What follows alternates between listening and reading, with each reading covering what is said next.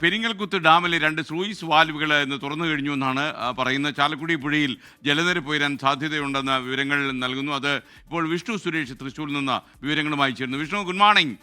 Good morning. തൃശ്ശൂരിൽ ഇന്ന് സംസ്ഥാന കർഷക ദിന ആഘോഷങ്ങളും ഈ ചിങ്ങവുമായി ബന്ധപ്പെട്ടുള്ള ആഘോഷ നടപടികളൊക്കെ പുരോഗമിക്കാൻ, പക്ഷേ അതൊക്കെ മഴയിൽ മുങ്ങിപ്പോകുന്ന ഒരു ആശങ്കയുണ്ട്. കഴിഞ്ഞ കുറച്ച് മണിക്കൂറുകളായി തൃശ്ശൂരിൽ മഴ ശക്തമാണ്. ഇന്നലെ യെല്ലോ അലർട്ടായിരുന്നു, അവധിയായിരുന്നു. ഇന്നും മഴ തുടരുമെന്നാണ് ലഭിക്കുന്ന വിവരം. അതിന്റെ പശ്ചാത്തലത്തിലാണ് പെരിങ്ങൽകുത്ത് ഡാമിന്റെ സ്ലൂയിസ് വാൾവുകൾ നിലവിൽ തുറന്നിരിക്കുന്നത്. ആ പശ്ചാത്തലത്തിൽ അവിടെ നിന്ന് ഈ ചാലക്കുടി പുഴയിലേക്ക് വെള്ളം അധികമായി എത്തും. അതുകൊണ്ട് ആ മേഖലകളിലുള്ള ആളുകളോട് ജാഗ്രത പുലർത്താനാണ് നിർദ്ദേശിച്ചിരിക്കുന്നത്. അതിരപ്പള്ളി മേഖലകളിലും നിലവിൽ മഴ ശക്തമാണ്. ഈ പെരിങ്ങൽകുത്ത് ഡാമിന്റെ സ്ലൂയിസ് വാൽവുകൾ തുറന്ന പശ്ചാത്തലത്തിൽ എറണാകുളം ജില്ലയോട് ചേർന്ന് കിടക്കുന്ന പഞ്ചായത്തുകളിലും ജാഗ്രതാ നിർദ്ദേശം പുറപ്പെടുവിച്ചിട്ടുണ്ട്. ചേന്ദമംഗലം, പുത്തംവേലിക്കര, പറക്കടവ് പഞ്ചായത്തുകളിലാണ് നിലവിൽ ജാഗ്രതാ നിർദ്ദേശങ്ങൾ നൽകിയിരിക്കുന്നത്.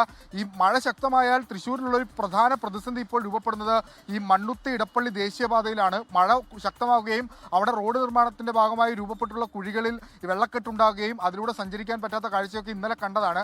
അപ്പോൾ ആ ഒരു സാഹചര്യമാണ് നിലവിൽ തൃശ്ശൂർ ജില്ലയുമായി ബന്ധപ്പെട്ട് ഈ മഴ കൊണ്ട് ഏറ്റവും ആശങ്ക നിലനിൽക്കുന്നത്.